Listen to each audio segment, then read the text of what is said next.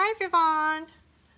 This video is about your new song Lightly Row on page 19 of your John Thompson's Easiest Piano Course Part 2, page 19. It's right after Follow the Leader. And actually it's kind of interesting between the Follow the Leader and the Lightly Row. The left hand is the same hand position. Remember on Follow the Leader, your thumb was on the middle C for the left hand. Now, the only thing that's different is that you have to play the B flat. The Lightly Row is in the key of F major, so there is a B flat on the key signature. I think I mentioned to you, I probably did. So that's the B, that's a B flat for the left hand, B flat for the right hand.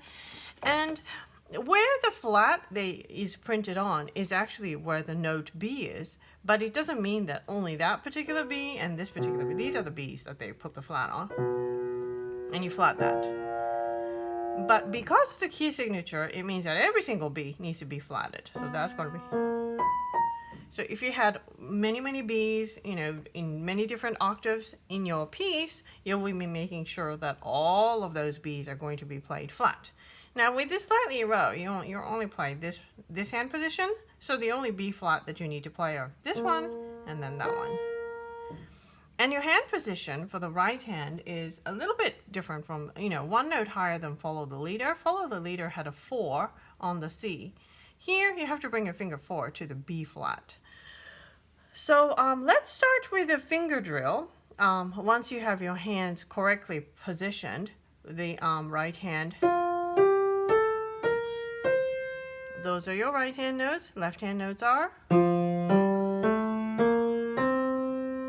They're the same set of notes. But because your fingers are symmetrically designed, thumb on the inside, pinky on the outside, the F right is on your right hand will be a thumb. F on the left hand is a pinky. Middle finger is the same. And that's a pinky, that's a thumb. Okay? All right, so that's your hand position. Now the finger drill. Right hand goes like this. 2,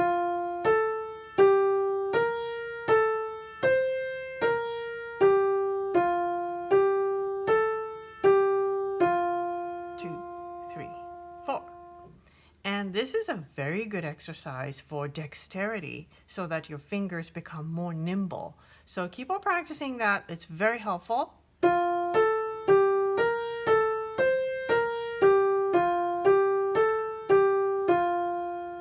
And if you can play even faster. And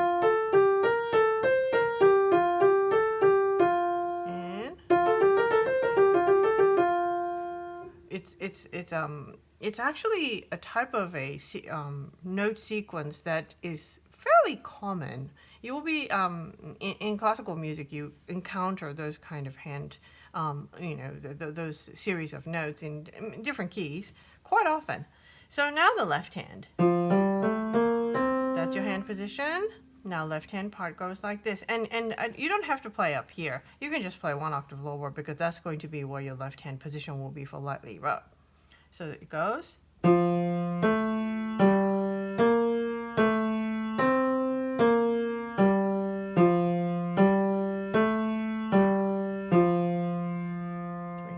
4.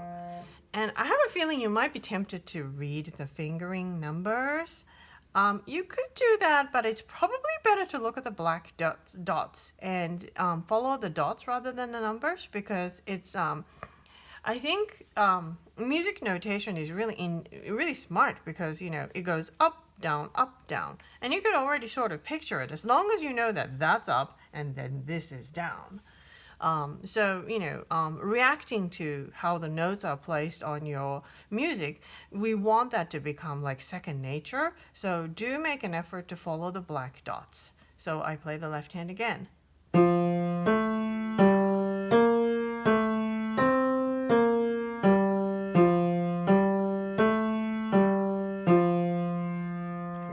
4. And if your hand position hasn't moved, you can you actually don't have to look at the fingering number much, because because then in this case the notes mean the that there is only one finger that you could play with. So like here's the F, and you skip up, step down, skip up, step down, skip up, step down, skip down, step down, and then step up, step up, step down, and step down. So by thinking more in steps or skips, it'll help you to keep your eyes on the black dots or the white dots if they're half notes or, whole notes. Okay, so now let's go to lightly row. The lightly row, I would like you to play in sections. I've sent you a photograph of it. You're going to, well, if you're playing one hand at a time, you can play it all the way through. But if you're playing both hands, you feel ready, you know your right hand part, you know your left hand part well. If you're ready, then I would like you to play in sections.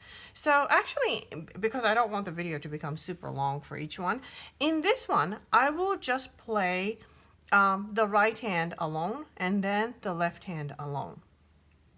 I think I will do the two hand practice in the next video, because I'm pretty sure, because that way I could repeat.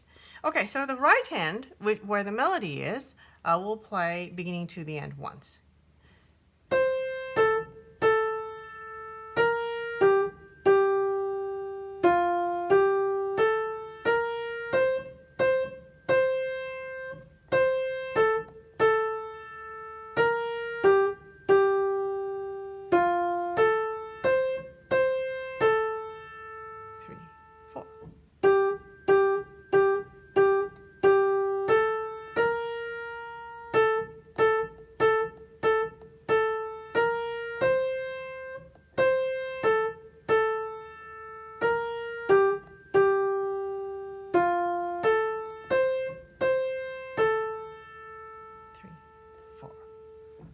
Okay, so that's your right hand. Left hand goes like this. Back to the, the hand position where your thumb is at the middle C. Left hand is a lot easier, but count carefully. 2, 3, 4. 2, 3, 4. 2, 2, 2, 2, 2, 3, 4. 2, 3, 4. 1, 2,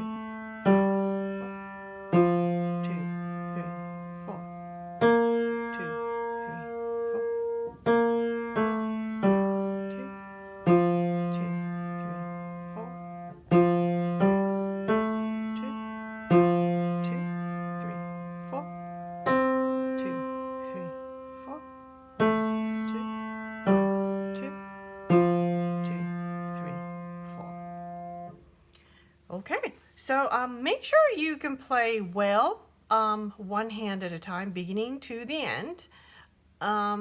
It's a 16 measure song. We haven't had so many 16 measure. Yes, recently we haven't had it. The last one you had, the Three Blind Mice was long, but it was repetitive.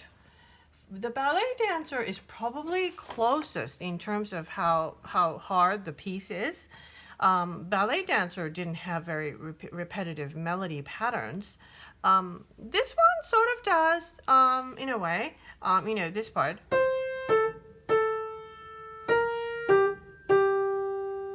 You notice that you have it on your top line at the beginning of the second line, and then you have it somewhere in the middle of your third line. So it is a repeating pattern, but because your left hand is much more involved in accompanying the right hand, it gets a lot more complicated. So yeah, so make sure you know each hand very well. Right hand, you be able to play beginning to the end without stumbling or thinking, oh my goodness, what's next? And same thing with the left hand. Make sure you can focus your attention on your music and play all the way to the end without stopping. Okay, so after that you will do both hands. So I'll do a different separate video for that. Okay.